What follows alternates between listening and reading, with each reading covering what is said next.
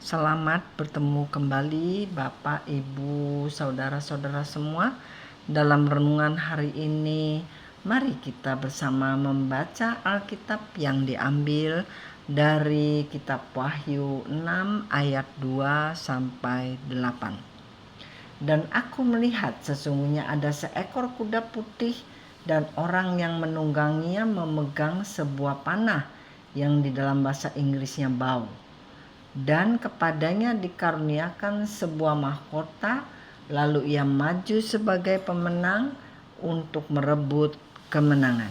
Saudara-saudara, meterai yang pertama berupa kuda putih memegang sebuah bow atau busur panah tanpa anak panah. Apakah busur itu, saudara? Busur panah berarti meniru atau mengkopi si asli atau antikris yang seperti Kristus. Ayat 3, dan ketika anak domba itu membuka meterai yang kedua, aku mendengar makhluk yang kedua berkata, mari. Ayat keempat, dan majulah seekor kuda lain, seekor kuda merah padam, dan orang yang menungganginya dikaruniakan kuasa untuk mengambil damai sejahtera dari atas bumi, sehingga mereka saling membunuh, dan kepadanya dikaruniakan sebilah pedang yang besar. Saudara, meterai kedua berupa kuda merah padam yang menyebabkan perselisihan dan permusuhan atau pertikaian, sehingga manusia akan saling membunuh. Ayat kelima, dan ketika anak domba itu membuka meterai yang ketiga, aku mendengar makhluk yang ketiga berkata, mari. Dan aku melihat sesungguhnya ada seekor kuda hitam, dan orang yang menungganginya memegang sebuah timbangan di tangannya. Ayat ke-6, dan aku mendengar seperti ada suara yang di tengah-tengah keempat makhluk itu berkata, secupak gandum sedinar dan 3 cupak jelai sedinar. Tetapi janganlah rusakkan minyak dan anggur itu. Saudara, meterai ketiga berupa kuda hitam, membawa timbangan dan harga secupak gandum sedinar. Jadi saudara-saudara, harga akan membumbung tinggi sehingga tidak terbeli, tidak terkendali. Ayat 7, dan ketika anak domba itu membuka meterai yang keempat, aku mendengar suara makhluk yang keempat berkata, mari. Ayat ke-8, dan aku melihat sesungguhnya ada seekor kuda hijau kuning dan orang yang menungganginya bernama Maut, dan kerajaan maut mengikutinya. Dan kepada mereka diberikan kuasa atas 1/4 dari bumi untuk membunuh dengan pedang dan dengan kelaparan dan sampar dan dengan binatang-binatang buas yang di bumi. Saudara, kuda keempat adalah kuda belang-belang atau hijau kuning, membawa kematian atau maut. Manusia akan menderita kelaparan dan sakit penyakit. Kita mengetahui bahwa apa yang dinubuatkan di kitab Wahyu ini akan terjadi, saudara-saudara, bukan sesuatu yang bisa kita doakan untuk menghindarinya. Jadi marilah kita bersiap-siap untuk menghadapinya. Sekarang kita lihat ayat-ayat dari Zakaria 6 ayat 6 sampai 7. Yang ditarik oleh kuda hitam itu keluar dari tanah utara. Yang putih itu keluar ke arah barat. Dan yang berbelang-belang itu keluar ke tanah selatan. Dan yang merah itu keluar gelisah untuk pergi hendak menjelajahi bumi. Lalu berkatalah ia, pergilah, jelajahilah bumi. Maka mereka menjelajahi bumi.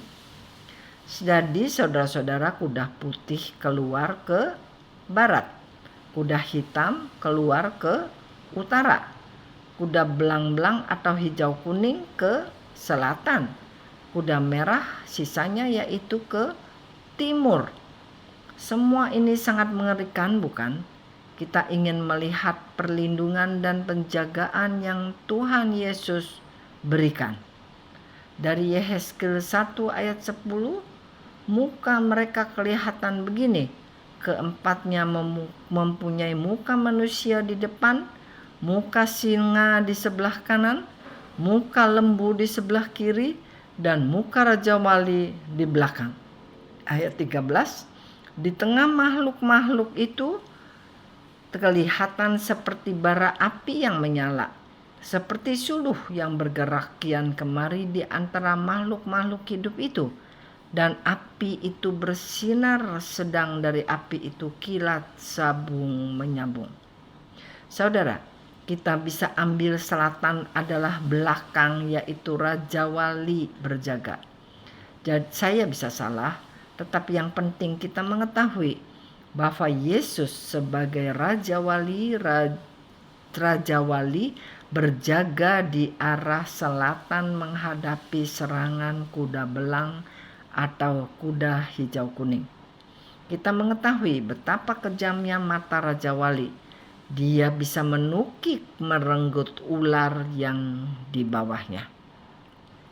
Dan dari depan atau utara ada Yesus sebagai manusia, dan dia berjaga di utara menghadapi serangan kuda hitam.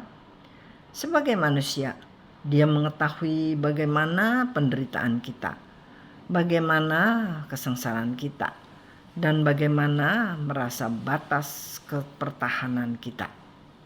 Dari kiri atau sebelah timur ada Yesus sebagai lembu menghadapi serangan dari kuda merah. Lembu berbicara tentang bekerja dan bekerja, pelayanan dan pelayanan yang Yesus lakukan bahkan setelah kematiannya di dunia.